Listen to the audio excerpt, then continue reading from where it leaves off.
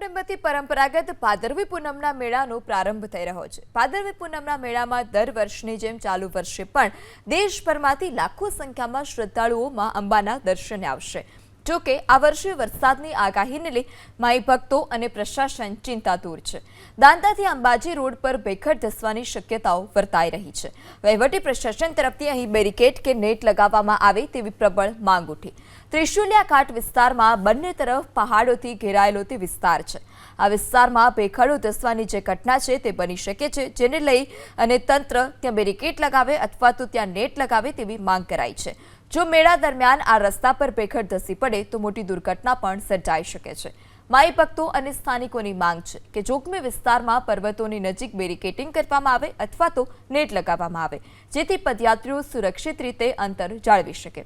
આ તરફ માર્ગ મકાન વિભાગ તરફથી દાવો કરાયો કે ભેખડો ધસવાની જ્યાં શક્યતા વધુ છે ત્યાં 5 ટીમ તૈનાત કરાઈ છે। આ ટીમો સાથે 5 જેસીબી મશીન પણ ઉપલબ્ધ છે, જેથી કોઈ અકસ્માત થાય તો તુરંત જ રસ્તો સાફ કરી શકાય અને વાહન વ્યવહાર પૂર્વવત કરી શકાય। નોંધનીય છે કે હજુ સોમવારના જ હડાદ નજીકના રામપુર અને પાંસામાં ભેખડ ધસી હતી।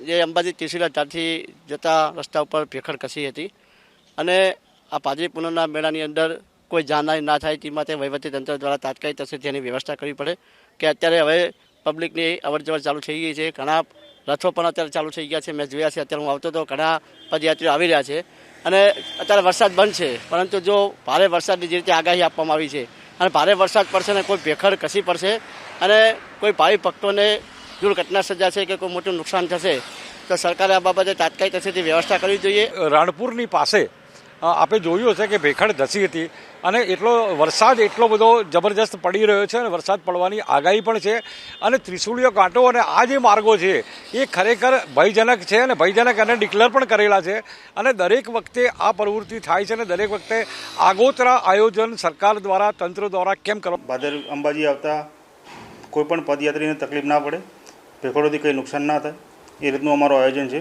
અમે જ્યાં જ્યાં લેન્ડસ્લાઇડિંગ થવાની ઘટના બને એવી જગ્યાએ અમે બેરિકેડિંગ કરવાનું આયોજન કરેલ છે, ગ્રીન નેટ મારવાનું આયોજન કરેલ છે।